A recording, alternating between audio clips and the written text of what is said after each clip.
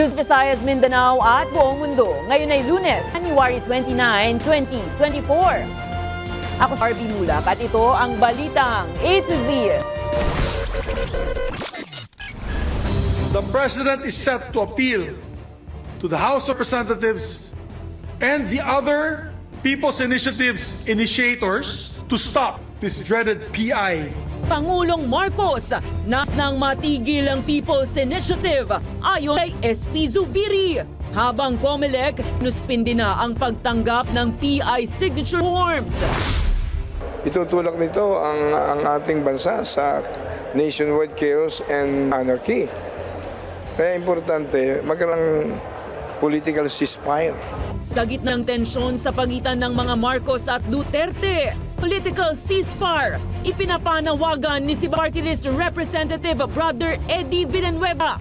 Habang PBBM, may buwan naman sa mga pasaring ng dating Pangulong Duterte. Sa kabila ng kontrobersiya sa bansa, Pangulong Marcos tumulak na sa Vietnam para sa state visit. At sa ating balitang showbiz, celebrity couple Jericho Rosales at Kim Jones, tuluyan na nga bang tinuldukan ang relasyon?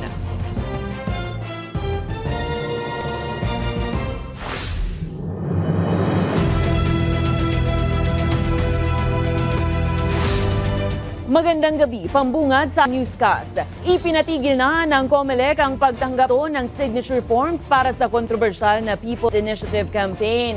Habang ibinunyag naman ni President Juan Miguel Zubiri na nakausap nito ang Pangulo sa issue at plano na raw nitong kausapin ang Kara upang ipahinto ang PI. Narito ang balitang A to Z. Mismong Pangulong Ferdinand Marcos Jr. na ang nagsabing dapat nang ihinto ang kontrobersyal na People's Initiative campaign para baguhin ang saligang batas. Yan ang reaksyon ngayong hapon ni Senate President Juan Miguel Zubiri matapos raw kapulong ng personal ang Pangulo nitong Lunes. In these words, Madam President, my dear colleagues, it is getting out of hand. Targetin daw iapila ito ng Pangulo sa mismong House of Representatives at mga nasa likod ng PI. The President for his commitment, and we remain firm in our vigilance against any attempts to destabilize our democracy. Ngayong araw din, sinuspina ng Commission on Elections ang lahat ng proseso nito sa lahat ng tanggapan sa buong bansa na may kaugnayan sa signature campaign para sa PI. Sinususpend po natin ang lahat ng proseso kahit yung pagtanggap ng aming mga COMELEC.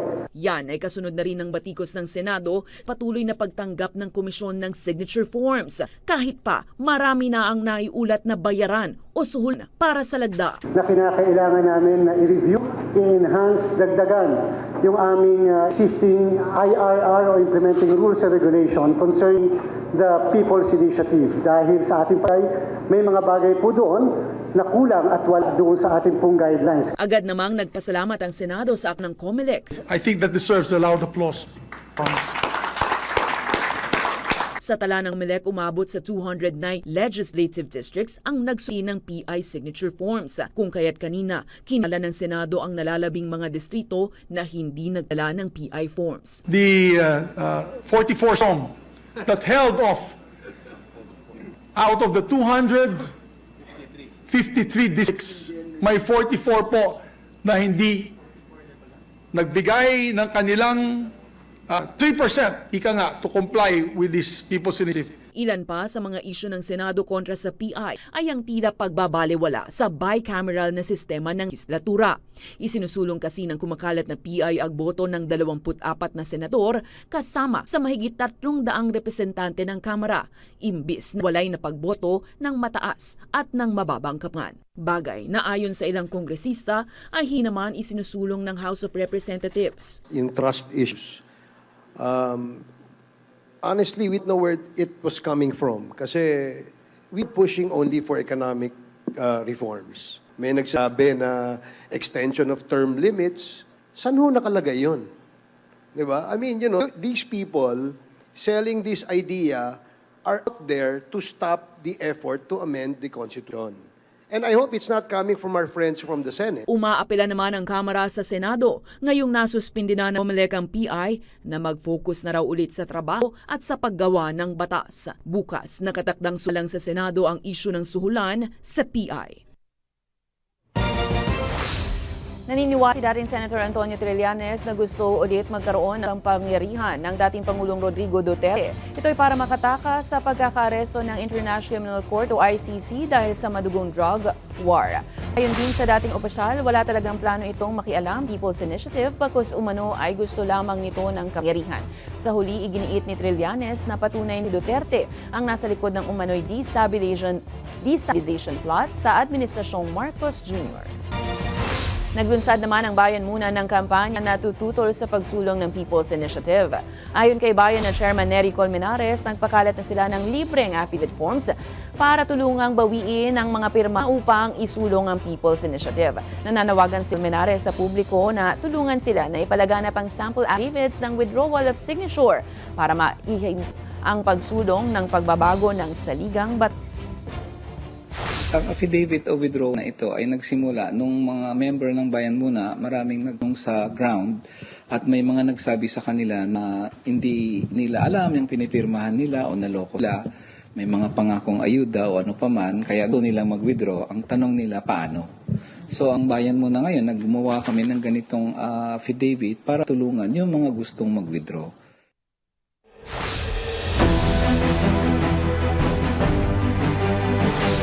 Nananalangin ng political ceasefire si Citizens Battle Against Corruption Party's Representative Brother Eddie Villanueva. Sa gitna yan, mainit na palitan ng mga patutsada sa pagitan ng kampo ni na former President Rodrigo Duterte at President Ferdinand Bongbong Marcos Jr. kaugnay sa tila hidwaang namumuo sa loob ng alyansang ni Team. Ang detalye sa balitang A to Z ni Ian Maghanon. Mabigat daw. Itutulak nito ang bansa sa nationwide chaos and anarchy. Kaya importante magkaroon ng tinatawag na political ceasefire.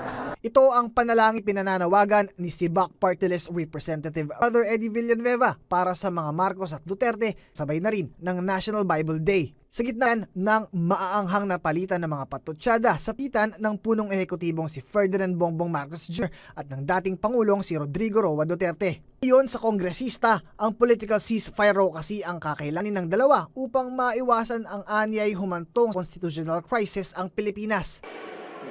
Hindi tayo magpatalo sa forces of darkness.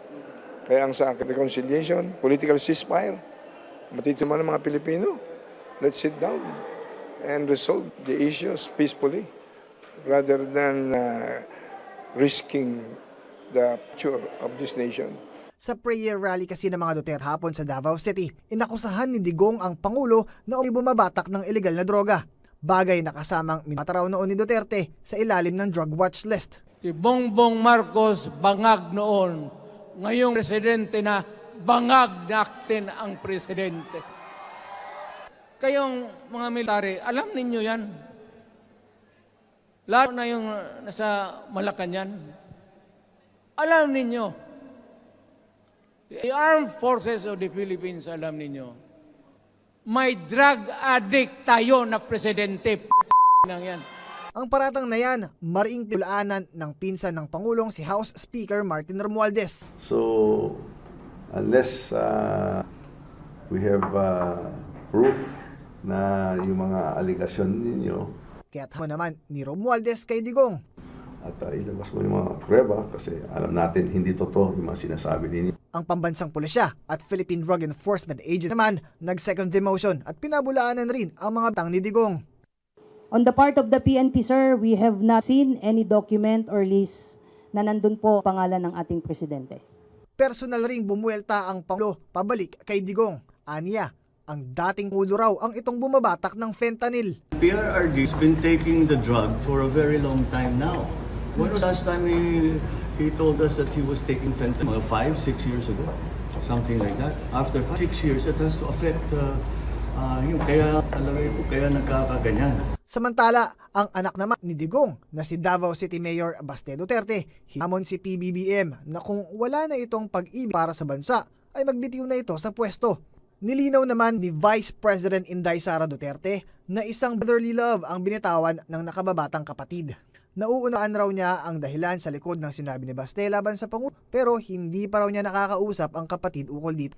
Sa kabilang banda, tila kalmado naman ang relasyon sa pagitan ng Pangulo at ikalawang Pangulo. Kahapon ay dumalo si Sara sa Bagong Pilipinas Rally kasama ang Pangulo bago nagtungo sa Davao City para sa isang hiwalay na rally. Habang kanina, bago tumulak ng Vietnam si PBBM, nagkita at nagkausap pa ang dalawa. Para sa balitang A to Z, Ian Maghanoy. Dinipensahan ng Kamara si Pangulong Ferdinand Bongbong Marcos Jr. sa panawagan ni Davao City Mayor Sebastian Duterte na magbitiw na sa pwesto.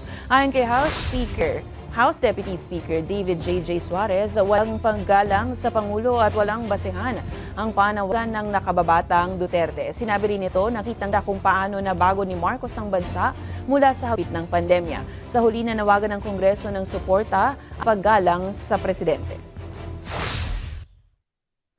So yung mga nabanggit sa Davao calling for his resignation, I think is totally disrespectful of the man with the position that he holds.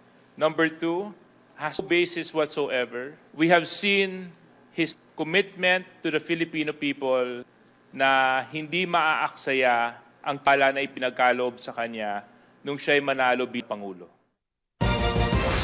At sa harap nga ng balita ng mga patutsada ng dalawang maiwensyang pamilya sa politika, nakatakda namang maglabas ang mga lider ng Kamara ng resolusyong nagpapahayag ng buong suporta sa Pangulo para sa bagong lunsad na leadership branding na Bagong Pilipinas. Ayon sa mga ito, nagkasundo at ibang political party na ibigay ang buong suporta sa programa ng Pangulong Bongbong Marcos Jr. Nakatakda namang magdala ng kopya ng resolusyon ng Kamara sa opisina ng PUN Ehekutibo. It's unfortunate that it had to be mentioned that way. But nevertheless, kami naman, inuulit ko po kanina, ang commitment at saka ang suporta po namin is unequivocal with regards to our President Ferdinand Bongbong Romualdez Marcos.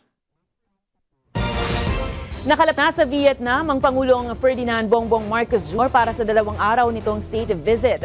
Sa gitna ng mga isyu na nakaharap ngayon sa bansa, binigyang diin ng Pangulo na mahalaga ang biyahe sa Vietnam para muling makuha ang commitment nito sa pagpapatibay ng bilateral ties. Ayon naman sa Presidential Communication Office, 30 na kasunduan ang inaasahang malagdaan sa naturang pagbisita. Inaasahang makapupulong ni Pangulong Marcos si Vietnam President Prime Minister Pham Minh Chinh at pang opisyal para yan sa kooperasyon ilang paksa, gaya ng maritime cooperation, agrikultura at pagsulong ng pamumuhunan. Maritime cooperation will be one of the cornerstones of the strategic partnership which we are going to forge, and that we hope to strengthen this aspect during my visit to promote peace and stability in our region. I will also discuss cooperation in defense and security, trade and investments, education, tourism, as well as regional and multilateral issues of concern.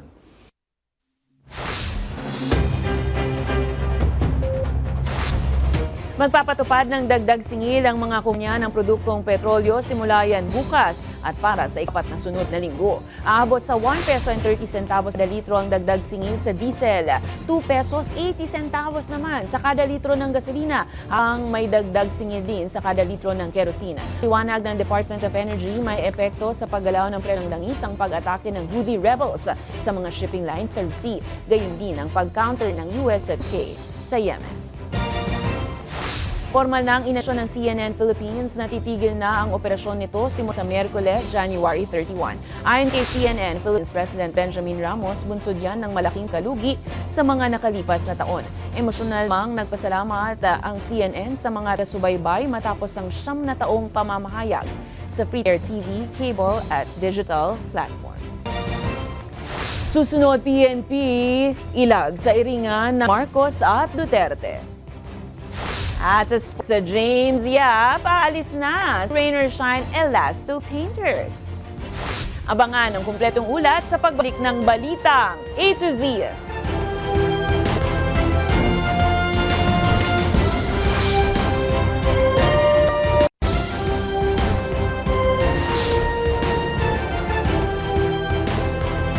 Sundin Sundin at protektahan ang batas. Ito ang mandatong sinusunod ngayon ng Philippine National Police sa gitna ng namumuong tensyon sa pagitan ng mga Marcos at Duterte. Yan at iba pa sa balitang A to Z ni Kim Salinas. Ladies and gentlemen, announcing the arrival of Police Lieutenant General Rodel Sermonia. Dumistansya ang Philippine National Police sa gitna ng bangayan ng Senado at Kongreso at namumuong hidwaan sa pagitan ng mga Marcos at ng mga Duterte na nag-ugat sa isyu ng charter change. Paliwanag ng PNP, mandato nila ang sundin at protektahan ang batas. Ang PNP should and will always remain a political organization po. Yung ating Chief PNP naman po, si Police General Benjamin Acorda Jr. has been consistent from the very start. Palagi po niyang pinapaalala sa ating mga pulis na dapat po ang bawat pulis po ay we should uphold and respect the rule of law. And when we speak of rule of law, that is part of parcel of protecting the Constitution po. Gayunpaman, sa ika-33 anibersaryo ng kapulisan, kinilala ni PNP Chief Police General Benjamin Acorda Jr. ang hangarin ng Marcos Jr. Administration na magtaguyod ng bagong Pilipinas. This theme encapsulates the heartbeat of a bagong Pilipinas, a vision meticulously crafted by President Ferdinand Romualdez Marcos Jr. It paints a vivid tapestry of our aspirations, not merely a nation that endures, but one that flourishes, where there is unity in diversity. Present din sa okasyon si Interior Secretary Benhur Abalos. Gayon din si Executive Secretary Lucas Bersamin na nananawagan sa kapulisan na gampanan ang tungkulin ng walang pinapanigan at walang bahid ng pansariling interes. To intensify the trust and support by faithfully discharging your duties without fear or favor, and by continuously performing your assigned tasks to the utmost of your abilities. Moreover, you should wear your badges proudly and guiltlessly, and not let self-interest stain them.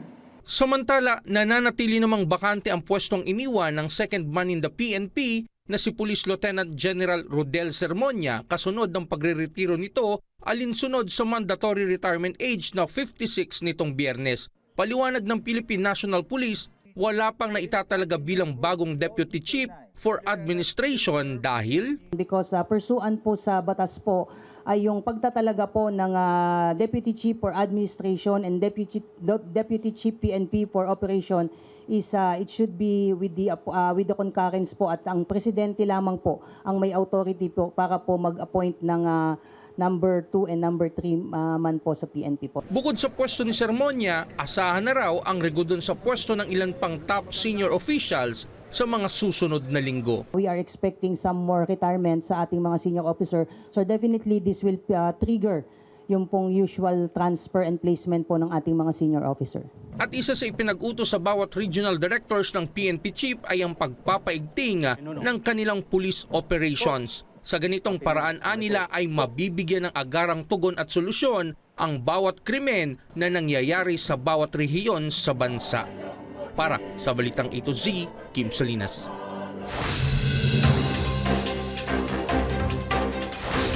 Inaprubahan ng Department of Justice ang pagsasampa ng reklamong grave oral defamation laban sa mga aktivistang sina Jonila Castro at Jed Tamano dahil sa paninirang puri sa hanay ng militar. Matatanda ang September 2, 2023 nang mawala ang dalawa at nang muling lumitaw, sinabi nilang hindi sila sumuko kundi dinuko tumano ng mga militar. Samantala, pinatutugis naman ng Department of Interior and Local Government ang mga sindikato na nambibiktima ng batang babae kasunod ng napaulat na pagtaas ng kaso ng panghahalay sa bansa. Bagamat walang partikular na lugar na ibinahagi, pinatitiyak ng ahensya sa Philippine National Police ang pagpapaigting ng hakbang para maprotektahan ang kababaihan.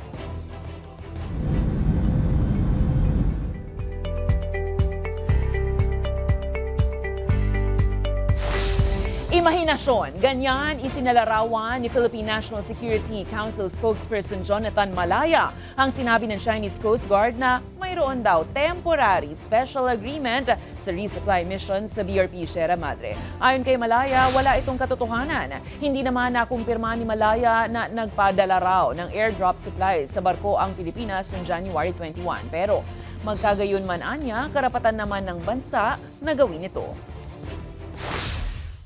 Wala pong temporary special arrangement. This is a figment of the imagination of the Chinese Coast Guard at wala po itong katotohanan.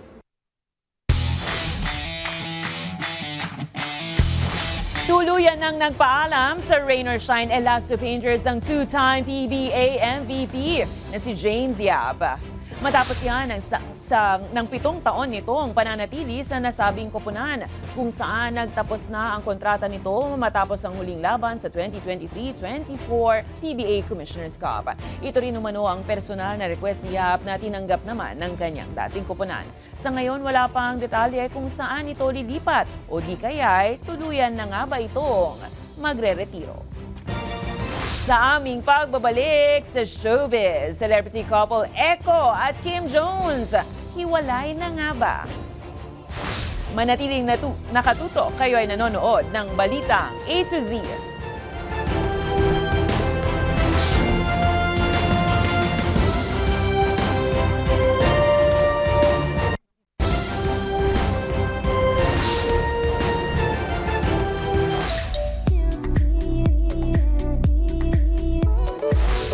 Natuldukan na ang mga tanong ukol sa kung ano nga ba ang tunay na estado ng relasyon ni Jericho Rosales at ng asawang si Kim Jones. Nanggaling ang kumpirmasyon kay Rico Ocampo na tumayong ninong ng celebrity couple nang sila ay ikasal noong May 2014. Dagdag pa nito, hiwalay na nga ang dalawa noon pang 2019 mula sa parehong mutual decision ito. Pero magkaganon man, nananatili pa rin daw magkaibigan ang dalawa. Dagdag pa ni Ninong Ocampo matapos naman ang mga nagdaang creative projects kung saan naging magkatrabaho si Echo at Kim. Ngayon ay magkasama ang dalawa sa isang movie project kung saan writer, director at actor si Kim habang si Jericho naman ang producer. Ilalabas naman ang naturang pelikula ngayong 2024.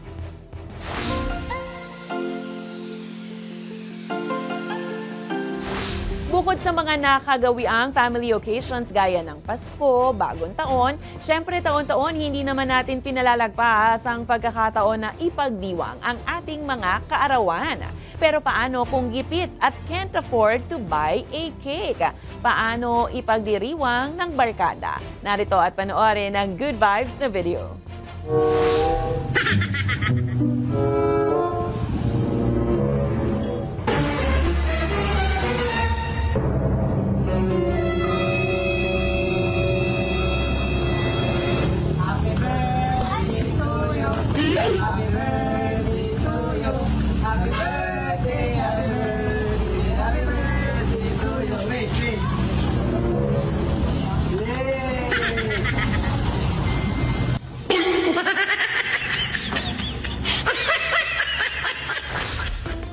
Kung kayo ay may kwentong kakaiba, mga kwento ng pag-ibig o storya ng inspirasyon at pag-asa, maaari nyo itong ibahagi. Sumali sa ating Facebook group na Balitang A to Z, panoorin ang replay ng ating programa at sundan ng ating social media pages. Hanapin ang Balitang A to Z.